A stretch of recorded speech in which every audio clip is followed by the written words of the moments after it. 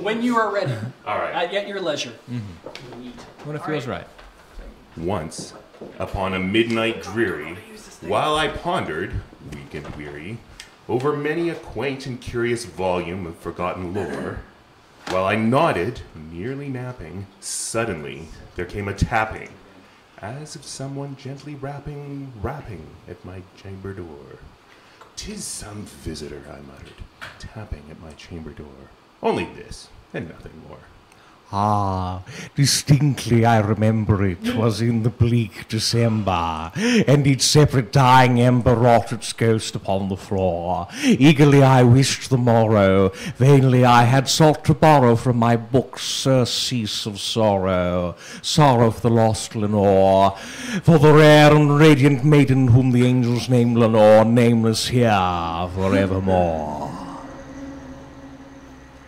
And the silken, sad, uncertain rustling of each purple curtain thrilled me, filled me with fantastic terrors never felt before, so that now, to still the beating of my heart, I stood repeating, "'Tis some visitor entreating entrance at my chamber door, some late visitor entreating entrance at my chamber door. This it is, and nothing more."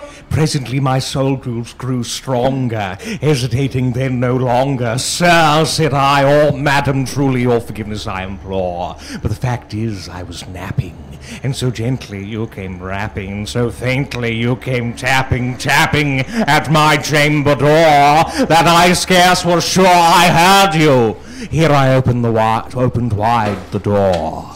Darkness there, and nothing more." Even John Cena's afraid.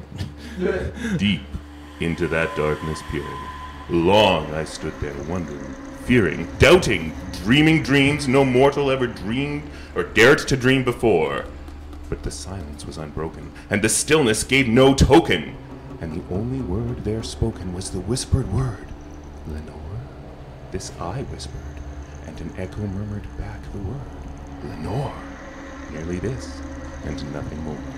Back into the chamber turning, all my soul within me burning, soon again I heard a tapping somewhat louder than before. "Surely," said I, "surely that is something at my window lattice. Let me see then what thereat is, and this mystery explore. Let my heart be still a moment, and this mystery explore. 'Tis the wind and nothing more." Open here I flung the shutter, when, with many a flirt and flutter, in there stepped a stately raven of the saintly days of yore. Not the least obeisance made he, not a minute stopped or stayed he, but, with mien of lord or lady, perched above my chamber door, perched upon a bust of Pallas just above my chamber door, perched and sat, and nothing more. Then this ebony bird, beguiling my sad fancy into smiling by the grave and stern decorum of the countenance it wore. "Though thy crest be shorn and raven thou," I said, "art sure no craven, ghastly, grim, and ancient raven, wandering from the nightly shore. Tell me what thy lordly name is on the night's Plutonian shore." Quoth the raven, "Nevermore." Much I marveled this ungainly fowl to hear discourse so plainly, though its answer little meaning, little relevancy bore, for we cannot help agreeing that no living human being ever yet was blessed with seeing bird above his chamber door. Bird or beast upon the sculptured bust above his chamber door, with such a name as nevermore.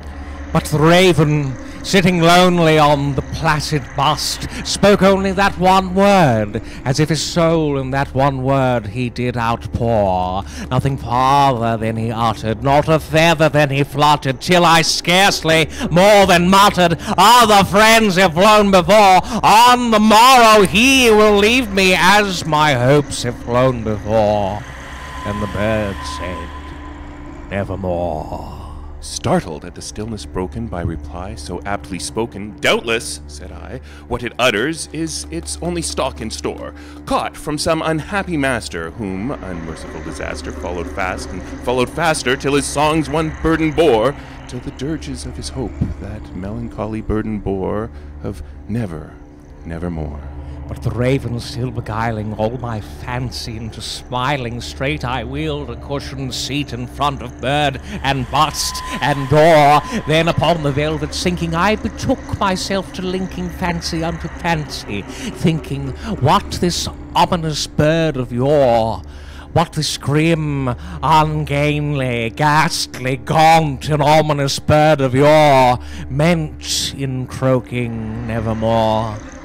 This I sat engaged in guessing, but no syllable expressing to the fowl whose fiery eyes now burned into my bosom's core. This and more I sat divining, with my head at ease reclining on the cushion's velvet lining that the lamplight gloated o'er, but whose velvet violet lining with the lamplight gloating o'er she shall press nevermore. Then, methought, the air grew denser, perfumed from an unseen censer, swung by seraphim, whose footfalls tinkled on the tufted floor. Wretch! I cried, thy God hath lent thee, by these angels he hath sent thee respite and nepenthe from my memories of Lenore. Quaff, oh, quaff this kind nepenthe, and forget this lost Lenore.